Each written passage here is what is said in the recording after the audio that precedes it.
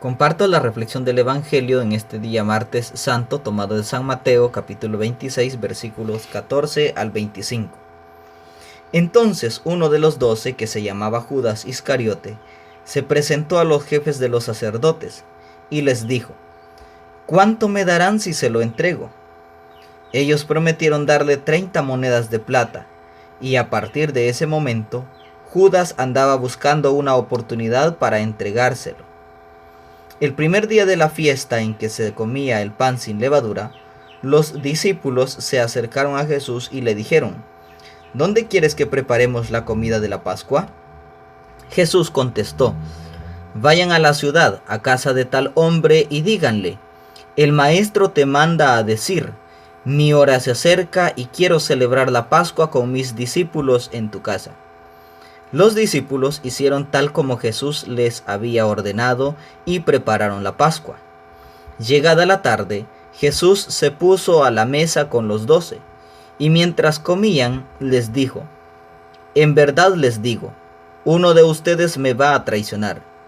Se sintieron profundamente afligidos, y uno a uno comenzaron a preguntarle: ¿Seré yo, Señor? Él contestó: El que me va a entregar es uno de los que mojan su pan conmigo en el plato. El Hijo del Hombre se va, como dicen las Escrituras, pero pobre de aquel que entregue al Hijo del Hombre. Sería mejor para él no haber nacido. Palabra del Señor, gloria y honor a ti, Señor Jesús. Para este día la Iglesia nos propone el texto, relato sobre todo, de la última cena. Recordemos que a medida van pasando los días, pues el aspecto litúrgico nos va hablando también de la entrega que Jesús debe realizar en la cruz del Calvario de sí mismo. Pero el texto en el versículo 14 y 15 nos da un dato bien interesante, y es que Judas estaba negociando la vida de Jesús para con los jefes de ese tiempo. Podríamos resaltar aquí también, en otro segundo punto, acerca del hecho de planear, hacer el daño a otra persona, dañar su integridad, dañar su imagen, dañar su persona. Podríamos preguntarnos en este texto, en esos 2 versículos: ¿por cuánto se está vendiendo la vida de otras personas hoy en día? Vemos cómo el dinero, de hecho en un video anterior mencionaba eso, cómo el dinero muchas veces puede ser causa de pecado, causa de idolatría, donde quitamos a Dios de su lugar y dejamos al dinero ocupar el lugar que a Dios le corresponde. Ahora bien, podríamos preguntarnos: para poder hacerle el daño a alguien, no necesariamente puede surgir en el momento. Los seres humanos muchas veces pensamos antes de hacer las cosas. Pensamos antes de actuar, siempre y cuando esto tiende a perjudicar a otro. Pero vemos cómo Judas comienza a negociar y hace la pregunta: ¿cuánto me darán si lo entrego? Ahora podríamos preguntarnos: ¿cuántas personas están muriendo a causa del dinero? ¿Cuántas organizaciones están siendo financiadas con un determinado capital para poder promover el aborto? Podríamos retomar ese texto, ¿sí? Esa situación que a Jesucristo le sucedió hace mucho tiempo, de cómo Judas comienza a negociar la vida de Jesús para con otros. Así podríamos preguntarnos: ¿quién está detrás de toda esta aglomeración? ¿Quién estará detrás de todo este grupo de personas que andan promoviendo el aborto? ¿Quién estará detrás de todo esto, de toda esta convulsión, de todo aquello que quieren hacer cambiar en la sociedad? En el fondo, ¿no será la codicia y el dinero? ¿No será que el dinero está moviendo voluntades de personas que lamentablemente, por su ceguera espiritual, no ven la realidad? Vemos en diferentes países muchas marchas, muchas aglomeraciones de mujeres sobre todo, que deberían defender la vida, pues, pero están siendo utilizadas a causa de unas ideologías que al final lo que hacen es destruir la vida. Pretenden destruir la humanidad. ¿Cuántos fetos han sido eliminados de esta faz de la tierra? Y todo porque al final a alguien, a un grupo de personas, no les interesa la vida. Les interesa el dinero que se puede llegar a recoger o como ganancia de acuerdo a todo esto. También podríamos decir que el hecho de Judas comenzar a planear la entrega de Jesús, la vida de Jesús, para que pueda ser maltratado, podríamos preguntarnos, en algún dado caso en nuestro diario vivir, ¿hemos llegado a hacer lo mismo? ¿Hemos llegado a estar de acuerdo a ciertas ideas que dañan la vida de otros? ¿Hemos llegado a estar de acuerdo con otras personas para poder poner en mal a otro? Luego en el versículo 17 en adelante nos va a narrar la preparación que Jesús realiza con los discípulos para la última cena. Y en el versículo 17 dice: el primer día de la fiesta en que se comía el pan sin levadura, los discípulos se acercaron a Jesús y le dijeron: ¿dónde quieres que preparemos la comida de la Pascua? Pascua en el Antiguo Testamento, recordemos que Jesús, si bien es cierto, ha venido a cambiar las cosas, pero no ha venido a abrogar la ley. Él mismo lo explica en otro texto evangélico. Él no ha venido a suprimir la ley, al contrario, le ha venido a dar el nuevo sentido. Él, por ser el Hijo de Dios, no viene a cambiar las cosas de los profetas y del Antiguo Testamento, más bien al contrario, se ampara al Antiguo Testamento. Y en primer lugar vemos que Jesús quiere celebrar la fiesta de la Pascua. La Pascua. Pascua significa paso, el paso de la muerte a la vida. Y luego también otro dato interesante, que en esa fiesta comer pan sin levadura. La levadura lo que hace es acrecentar la masa, ¿sí? Mientras que el pan que no tiene levadura prácticamente es una masa delgada. Ahora bien, aquí podríamos preguntarnos lo siguiente: ¿será que Jesús está queriendo celebrar con sus discípulos el qué? ¿Será solamente entregarse? Hay algo que a mí me gusta recordar, o decirlo mejor dicho, probablemente no directamente del Evangelio lo puedo retomar, pero hay algo que me gusta decirlo. Antes que Jesucristo se entregara en la cruz del Calvario para dar su vida por nosotros, Él primero se entrega como alimento para darnos vida. Tanto el sacrificio de Jesús en la cruz como la entrega de Jesús en el pan simbolizan la vida. Mejor dicho, está impregnada la vida de Jesús para nosotros. Y vemos cómo Jesús quiere celebrar la última cena con sus discípulos, reunirse. Ahora bien, Jesucristo da un dato bien interesante. En el momento de la cena, Él explica que hay alguien que lo va a entregar. Y ese alguien está cerca de Jesús. Eso puede significar lo siguiente, y es que Jesús, aunque Él sepa quién lo va a entregar, Él no rechaza. ¿Por qué? Porque Jesús tiene amor y misericordia. Así también, la iglesia no puede rechazar a nadie. La iglesia no rechaza a ninguna persona independientemente haya caído en determinado pecado. No puede rechazarlo. ¿Por qué?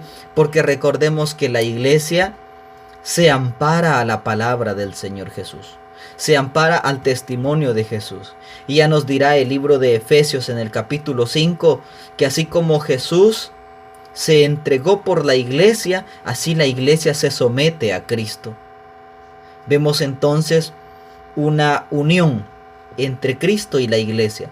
Cristo no rechazó a nadie, independientemente su condición de pecado. Pues lo mismo La iglesia no puede rechazar a nadie. La iglesia está dispuesta a poder recibir a todo aquel que quiera venir a los pies del Señor Jesús. Y luego nos dirá cómo Jesús quiere celebrar con sus discípulos. Quiero terminar con lo siguiente. Y es que Jesús se ha quedado para cada uno de nosotros. Jesucristo se ha quedado en la Eucaristía. Porque ya más adelante nos va a explicar el evangelista Mateo cómo Jesús toma el pan y el vino y pronuncia las palabras. Qué alegría es saber que en la iglesia Jesucristo siempre está presente, dispuesto a entregarse como alimento y como sacrificio. Como alimento, Jesús lo dijo: vengan a mí, el que come mi cuerpo y bebe mi sangre, ese tiene vida. Los católicos no creemos en una presencia de Jesús momentánea en las especies de pan y vino, al contrario. Los cristianos católicos sabemos que Jesucristo se encuentra presente en la Eucaristía. Los días jueves, cuando asistimos, vemos en el altar una custodia. Y en el centro de la custodia vemos una esfera blanca que a nuestros ojos sencillamente podríamos pensar que es pan, pero en realidad es el cuerpo verdadero de Jesucristo. Ese mismo Jesús que acá el Evangelio nos va a narrar, que Él decide entregarse como alimento antes de poderse entregar en la cruz. Jesucristo entonces se queda en la Eucaristía. Y cuando vemos una custodia y en el centro esa esfera blanca y nos arrodillamos y la iglesia con mucho amor solemnemente comienza a despedir incienso, los sacerdotes muy revestidos dignamente, porque saben que no están delante de cualquier cosa, están delante de Jesucristo. Cuando los cristianos vamos y doblamos nuestras rodillas, no adoramos a la custodia, no adoramos el metal que está allí, adoramos a quien está dentro de ese metal, a ese adoramos, a Jesucristo. El rey se sienta en el trono, pero ¿quién es más importante? ¿El trono o el rey? Sabemos que es el rey. Los cristianos lo mismo hacemos. Cuando vemos al Santísimo el día de Corpus Christi pasar por las calles, doblamos nuestras rodillas, aunque estemos en las aceras, no nos importa doblar las rodillas. ¿Por qué? Porque está pasando el Señor de señores, porque está pasando el Cordero de Dios, porque está pasando aquel que en la última cena se entregó para poder alimentarnos, para darnos vida y salvación. Por lo tanto, cuando nosotros doblamos nuestras rodillas, es porque va el Rey, el más importante de todos los reyes, el más importante, aquel a quien su reinado nunca ha de terminar. Y Jesucristo se entrega en la última cena con sus discípulos.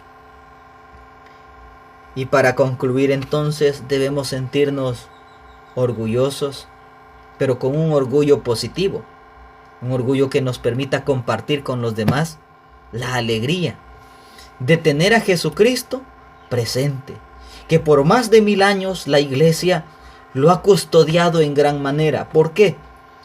Porque ella recibió de Jesucristo el mandato: hagan esto en conmemoración mía. Qué maravilloso es darnos cuenta que cada domingo, que cada día de semana que podemos asistir a la Eucaristía, poder doblar nuestras rodillas y en la mesa del altar, cuando el sacerdote impone las manos sobre las especies de pan y vino, saber que no es Él, sino que es Jesucristo quien se hace presente en esa mesa para cada uno de nosotros. Por lo tanto, aprendamos a valorar la Eucaristía. Valoremos el cuerpo del Señor.